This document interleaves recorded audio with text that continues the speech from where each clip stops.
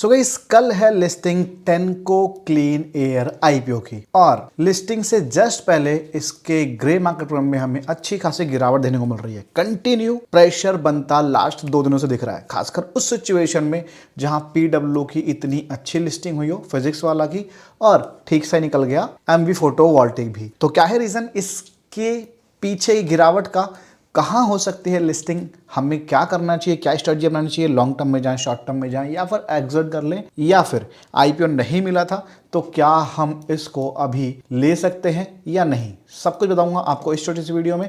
बस आप वीडियो में अंत तक बने रहना ताकि सारी जानकारी सही तरीके से समझ आ सके। डिटेल्स को स्टार्ट करो उसके पहले आप सभी को बता दो कि हम एक सिविल रजिस्टर्ड एडवाइजर नहीं है। जो भी इन्फॉर्मेशन शेयर की जाती है वो इन्फॉर्मेशन और एजुकेशनल पर्पज से होती है। हमारी तरफ से कोई भी बाई सेल या फिर कोई भी डिसीजन की रिकमेंडेशन नहीं है। कोई भी डिसीजन बनाने से पहले आप अपने फाइनेंशियल एडवाइस सलाह ले सकते हो, अपने रिस्क एनालाइज कर सकते हो, उसके बाद ही कोई भी डिसीजन आप बनाना। तो वापस आते हैं और टेनको की डिटेल्स को स्टार्ट करते हैं। तो बिजनेस एंड ऑल बहुत ज्यादा डीप में नहीं जाएंगे, शॉर्ट में चीज आपको बता देता हूं। बात करें इसके बिजनेस की तो 2018 से ये इंडिया में बिजनेस कर रही है, बट जो एक्चुअल में इसकी प्रमोटर कंपनी है टेनको एनसी वो 40 साल से इस बिजनेस में है और काफी बढ़िया क्लाइंट्स भी हैं इनके, जैसे कि Maruti Suzuki, Nissan, Ford, Hyundai, JCB, Kia, Eicher, Bajaj, Volvo, Tata motors, Mahindra Mahindra, TVS और बहुत सारे। ठीक है, ये तो कुछ मेजर नाम मैंने आपको बताए हैं। तो कंपनी का जो बिजनेस है वो अट्रैक्टिव लग रहा है, लेकिन इस बिजनेस में एक दिक्कत ये भी है, बता दो कि इनका जो मेन मतलब पॉल्यूशन फिल्टर वाला बिजनेस है, सिंपल सी भाषा में बता रहा हूं, मान लो ईवी का ट्रेंड बढ़ जाता है या उसका कुछ दूसरा सोल्यूशन निकल जाता है तो सीधे सीधे कंपनी पे प्रेशर पड़ता हुआ दिख सकता है इन फ्यूचर लॉन्ग टर्म के मामले में। ठीक है, और फाइनेंशियल डेटा की जो ग्रोथ है, अगर जो हम पैड पैसे नजर डालें तो लगभग 18 से 20% ग्रोथ हमें देखने को मिल रही है। ठीक है, हर क्वार्टर। अगर जो इसके हिसाब से ही हम प्रोजेक्ट करें कि 2026 के लास्ट में, जैसे कि एक क्वार्टर का डेटा है तो 2026 के लास्ट में क्या हो सकता है एक्सपेक्टेड प्रॉफिट, ये कम ज्यादा हो सकता है। ठीक है, मैं इस ग्रोथ के हिसाब से 20% की ग्रोथ के हिसाब से कैलकुलेट कर रहा हूं। तो एक्चुअल में 2026 में जो प्रॉफिट है वो 670 करोड़ प्लस का हो सकता है, यानी कि इससे बेहतर हो सकता है। ठीक है, और अगर जो 2027 में देखें तो नियरली 800 करोड़ को पार कर सकता है। यहाँ पर लिखने में थोड़ी सी दिक्कत है भाई, क्योंकि मैं मतलब माउस से लिखता हूँ तो उतना सही लिखा नहीं जाता, ध्यान देना इस चीज़ का। और अब 2028 तक अगर जो जाए तो लगभग 960 करोड़ है। अगर जो ये कम होता है, मान लो 15% का CAGR से ग्रो करें तो हमें थोड़ा सा, मान लो 20-30 करोड़ 40 करोड़ कम देखने को मिलेगा प्रॉफिट में। तो आगे अगर जो इसी तरीके से बिजनेस कर पाते हैं तो एक अच्छा प्रॉफिट निकलता दिख सकता है, जिसके से एबिटा भी बढ़ेगा। ठीक है, और बाकी कंपनी का जो फाइनेंशियल डेटा हेल्दी रहेगा, ऊपर से इसमें बोरिंग नहीं है तो फाइनेंशियली रिच कंपनी कह सकते हो। लेकिन यहीं पे अगर जो आप वैल्यूएशन को देखोगे तो 16,000 करोड़ का वैल्यू अभी ये लेके आए हैं और जो इनका मैक्सिमम इनकम है वो 4931 करोड़ का है। तो लगभग ये 3.2x का पैसा मांग रहे हैं। तो करेंटली जितने आईपीओज आए हैं उनसे तो मामला ठीक ही नजर आ रहा है ना, इतनी महंगी नहीं है। इसका ये मतलब है जो वैल्यूएशन बताया है कि सेम इनकम पे ये आगे आने वाले 3 साल तक का पैसा अभी मांग रहे हैं, एक्स्ट्रा मांग रहे हैं। ठीक है, इसको सिंपल सी भाषा में बताऊं तो वैल्यूएशन का जो खेल है। लेकिन लोग 10 साल 15 साल वाला मांग रहे हैं, मतलब 10 गुना 15 गुना, जैसे ग्रो 15 गुना मांग रही थी, लेंसकार्ट करीब 10 गुना के आसपास था और पीडब्ल्यू 10.5 गुना के आसपास था। तो उनसे तो कहीं ना कहीं बेहतर ही नजर आ रही है। पीयर कंपेरिजन करने जाओगे तो भी प्राइसिंग थोड़ी ठीक दिखेगी, बट थोड़ी ठीक दिखेगी, ऐसा नहीं है कि महंगा नहीं है। ये चीज मैंने आपको बता दिया है। अब इसी के साथ हम डिसीजन बना सकते हैं कि हमें क्या करना है। तो हमने जो भी चीजें देखी उसके हिसाब से लॉन्ग टर्म में ये बढ़िया नजर आ तो रहा है, बट रिस्क है और लॉन्ग टर्म में रिस्क का सीधे सीधे भाई प्राइस पे असर पड़ने वाला है।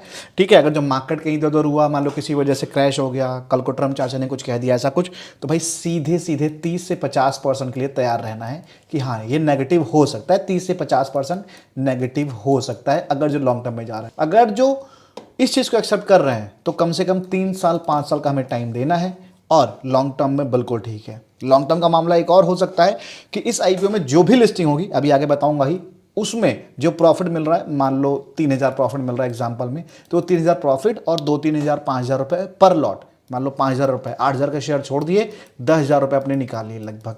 ठीक है, तो सिर्फ 5,000 की इन्वेस्टमेंट है और 3,000 का प्रॉफिट है, 8,000 के शेयर पड़े हुए हैं लॉन्ग टर्म में। अगर जो कुछ रिस्क भी होगा तो इस 5,000 में 1,000-2,000 का रिस्क होगा और गेन मिलने को ज़्यादा हो सकता है। मतलब आपके पास 2 लॉट है, 4 लॉट है, कैपेसिटी क्या है, पैसा है नहीं है, उसके हिसाब से आप इस तरीके से सेट कर सकते हो। भाई बता दो, मैं तो कोई रिकमेंडेशन नहीं कि ऐसा करो, आप खुद की इच्छा, अपना रिस्क एनालाइज कर लो, उसके बाद ही ये चीज़ें करो। ठीक है, इस तरीके से भी लॉन्ग टर्म का प्लान बना सकते हो। अब लिस्टिंग की एक्चुअल में जो स्ट्रेटजी है कि भाई मतलब क्या किया जाए, बुक कर लें, होल्ड करें, रुक जाएं, शॉर्ट टर्म में जाएं, लॉन्ग टर्म वाला मामला तो क्लियर हो गया। तो उसके पहले आपको लिस्टिंग का बता देता हूं।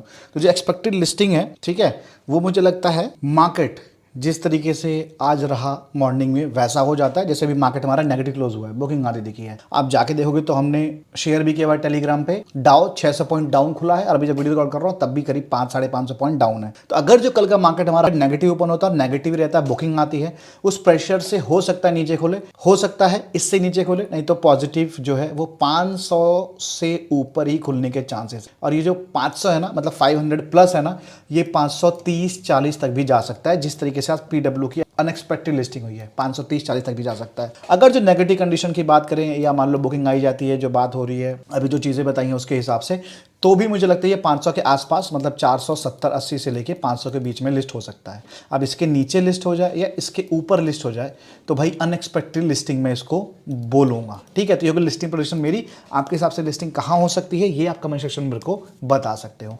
अगर जो आपकी लिस्टिंग पोजीशन सही होती है तो आपका जो नाम है वो अगली वीडियो में हाईलाइट किया जाएगा, अगर जो प्रेडिक्शन सही होती थी। तो पिछली वीडियो में भाई किसी ने लिस्टिंग प्रेडिक्शन सही करी नहीं थी, गलत ही ऑलमोस्ट सबका हुआ था, इंक्लूडेड मी, मतलब नियर था लेकिन भाई अनएक्सपेक्टेड लिस्टिंग हुई थी, तो उस वजह से किसी का नाम फिलहाल हाईलाइट नहीं किया जा सकता। और बता दो गाइस कि आप लोगों के सपोर्ट से हमारा जो चैनल है वो 2000 सब्सक्राइबर्स को पार कर चुका है विद इन 18 डेज, मतलब 18 दिनों के भीतर। आपका बहुत बहुत धन्यवाद। यहाँ पे आप देख सकते हो कि आपका जो प्यार है वो किस तरह से दिखता है, 2000 प्लस सब्सक्राइबर्स। लेकिन भाई इस हफ्ते के एंड तक या एक आध दिन और ले सकते हो, 3000 सब्सक्राइबर्स का टारगेट प्लीज़ पूरा करवा दो, बहुत ही ज़रूरी है। 10,000 सब्सक्राइबर्स की रीच तक पहुंचना 2025 क्लोज होते होते, और 10,000 बड़ा नंबर है, ठीक है। तो 3000 सब्सक्राइबर्स कंप्लीट करवा दें, जिन्होंने नहीं किया है कर देना भाई। 72% से ज़्यादा लोग सब्सक्राइब नहीं करते हैं, ठीक है। तो आगे बढ़ते हैं और बात कर लेते हैं कि लिस्टिंग तो जान ली हमने, लिस्टिंग की स्ट्रेटजी में हमें क्या करना है। अब स्ट्रेटजी की बात करें तो गाइस इस आईपीओ में देखो रिस्क नहीं लेना है, अच्छा गेन मिल रहा है, मार्केट नेगेटिव जैसे हुआ है, अगर जो आगे कंटिन्यू किसी वजह से नेगेटिव रहता है तो हमें गेन जाता हुआ दिख सकता है, ठीक है। और जैसा कि मान लो पीडब्ल्यू में अनएक्सपेक्टेड गेन मिला, उसके बाद फिर मैं ऊपर जाता हुआ दिखा था। पीडब्ल्यू में क्या हुआ है और ग्रो में क्या हुआ है, लेंसकार्ट के साथ वैसा क्यों नहीं हुआ, ये सब चीज़ें मैंने आज टेलीग्राम पे लिखा था, मतलब बाकायदा बहुत सारे पॉइंट वहाँ पे लिखे थे। आई होप आप टेलीग्राम से जुड़े होगे, डिस्क्रिप्शन में लिंक है, ज्वाइन कर लेना भाई, वहाँ पे जाके पढ़ सकते हो आप। और कोशिश करूँगा उसके ऊपर एक वीडियो भी मैं अलग से करूँ कि मतलब क्या हो रहा है, ये कि अनएक्सपेक्टेड चीज़ें हो रही हैं। मार्केट प्रेडिक्टेबल नहीं है ये तो पता है, मार्केट डायनेमिक है ये तो पता है, बट मतलब डायनेमिक से भी ज़्यादा अनडायनेमिक चीज़ें हो रही हैं, वो सही नहीं लग रहा है थोड़ा सा। तो अगर जो वैसा कुछ हो जाता है पॉजिटिव वे में या नेगेटिव वे में, तो उस चीज को टैकल करने के लिए देखो, मान लो लिस्टिंग एग्जांपल में कम में सोच के चलते हैं, 480 पे हो रहा है, ठीक है। 480 पे हमने 50% अपनी क्वांटिटी बुक कर ली, 1 लॉट है, 2 लॉट है, 3 लॉट है, कुछ भी है। हमारा मामला है हमें लिस्टिंग लेके निकलना है या फिर शॉर्ट टर्म में निकलना है या फिर अपने गेन को मैक्सिमाइज करना है, उन सभी सिनेरियो में, ठीक है। 50% बुक कर लिया, 50% में कुछ हमारी जेब में आ गया, बचे हुए पे हम रिस्क ले सकते हैं शॉर्ट टर्म में भी, ठीक है। हम रिस्क ले सकते हैं इन अ डे, 1-2 दिन के लिए भी या सिंगल डे में ही। और मान लो 480 पे लिस्ट हुआ, हमने 480, 85, 90 पे कहीं भी काट दिया, उसके बाद हमने एक एसएल लगा लिया। जो एसएल है वो मैं आपको टेलीग्राम पे बता दूंगा, या फिर भाई मैं लाइव भी आ सकता हूं। कल की वीडियो में आपने मतलब कमेंट नहीं किया था कि लाइव आओ, तो मैं लाइव नहीं आया हूं, लाइव में आ सकता हूं आपके लिए अगर जो ज़्यादा कमेंट रहते, क्योंकि लाइव आने का फायदा क्या है जब लोग वहाँ पे होंगे ही नहीं। और लाइव आऊँगा नहीं आऊँगा उसके लिए टेलीग्राम पे बताऊँगा, टेलीग्राम पे लिंक दूंगा, टेलीग्राम पे सारा कुछ पता चलेगा, ठीक है। यहाँ डायरेक्ट यूट्यूब पे लाइव नहीं आने वाला, तो टेलीग्राम को ज्वाइन जरूर कर लेना और कमेंट जरूर करना लाइव आपको चाहिए कि नहीं। तो मैं लाइव रहूँगा तो लाइव में बता दूंगा, नहीं तो फिर टेलीग्राम पे बता ही दूंगा। तो मान लो हमने वहाँ पे एक एसएल पॉइंट डिसाइड कर लिया कि भाई 443 रुपये, ठीक है। अब ये जो रिस्क है यही रिस्क है, आपके प्रॉफिट में से ये जा रहा है, ठीक है। अगर जो लिस्टिंग 500 हुई तो ये एसएल और छोटा हो सकता है, 510 हुई, मार्केट सही रहा, सेंटीमेंट्स ठीक रहे तो एसएल और छोटा हो सकता है। मैं एग्जांपल बता रहा हूँ, ठीक है।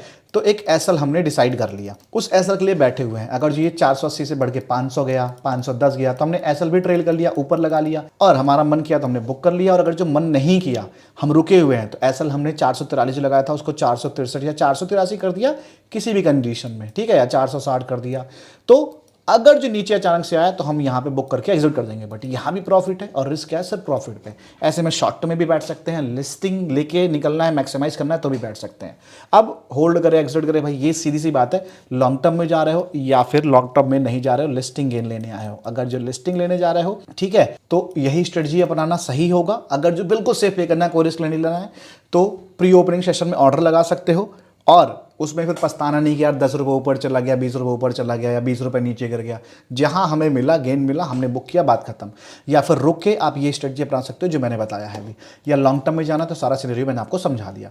इसके अलावा अगर जो आपको लगता है कुछ बचा हुआ है तो आप मेरे से कमेंट्स में पूछ सकते हो। हाँ, जिनको आईपीओ नहीं मिला है वो मेरे से पूछ सकते हैं भाई लॉन्ग टर्म में क्या किया जाए। जिनको आईपीओ नहीं मिला है उस केस में बता दूं कि अभी आप इसको करोगे बाई महंगा। पहले ही मतलब प्राइसिंग दूसरों के मुकाबले ठीक रखी गई थी, इंडिविजुअली प्राइसिंग इतनी अच्छी नहीं रखी गई थी। अब ये 500 के ऊपर अगर जो लेने जाए तो बहुत महंगा होगा, रिस्क हो सकता है, ठीक है। अब बिजनेस ऐसा है, प्रमोटर्स बढ़िया है, FIS सेट इनकी बढ़िया हो सकती है, बाद में वो बाई करके इसको 700-800 ले जाए भाई, वो नहीं कुछ कहा जा सकता, वो पीछे की बात है, ठीक है। लेकिन फिलहाल जो सिनेरियो लग रहा है 500 के ऊपर काफ़ी ज़्यादा रिस्की होगा। अगर जो हमें ये बिलो 450 मिल जाता है, ठीक है, कहीं भी, तो थोड़ा सा देखा जा सकता है लॉन्ग टर्म। अगर जो रिस्क नहीं लेना है, अगर जो रिस्क लेना है या आप में से काफ़ी सारे लोग प्ले करना चाहते हो तो बिलो 500 की लिस्टिंग होती है तो 20 से 30 रुपए का एसएल डाल के आप प्ले भी कर सकते हो इन अ क्वांटिटी अपने हिसाब से मैनेज करके। मेरी तरफ से रिकमेंडेशन नहीं है भाई इस चीज़ का, प्लीज़ ध्यान देना, आपकी खुद की स्वेच्छा है करना है या नहीं करना है। अब इसका GMP बता दूँ, ठीक है। तो GMP जो है इस टाइम 103 से 5 रुपये के आसपास निकल रहा है, 103 से 105। इसका ये मतलब है कि 130 रुपये से लगभग ये 25 रुपये टूट चुका है। GMP गिरने का रीज़न, मार्केट अभी नेगेटिव जो है उसकी चीज़ आपको बताई हैं, इवन अभी डाउ भी नीचे खुला है US मार्केट, तो वही एक रीज़न है फिलहाल, ठीक है। और ये GMP मैंने आपको बोला था कि भाई 100 रुपये तोड़ना थोड़ा मुश्किल है, 100 रुपये फिलहाल नहीं तोड़ा है, बट नेगेटिविटी बरकरार रहती है तो हो सकता है 100 रुपीज़ भी तोड़ जाए। बट GMP के भरोसे लिस्टिंग नहीं होती है भाई, कल भी आपने देखा, पहले भी आपने देखा, हर बार आप देखते हो, कभी कभार हो जाती है। GMP के भरोसे कभी ना रहें। इसके साथ ही मैंने आपको सारी डिटेल्स दे दी, सब कुछ बता दिया। वीडियो थोड़ी लंबी हो गई होगी बट काम की जानकारी मिली है, कुछ सीखा होगा आपने। अगर जो सीखा है तो चैनल को सब्सक्राइब करके सपोर्ट जरूर दिखाना और कमेंट करके जरूर बताना आपके हिसाब से लिस्टिंग कहाँ हो सकती है, लाइक भी कर देना। मिलता है अगली वीडियो में, टेक केयर।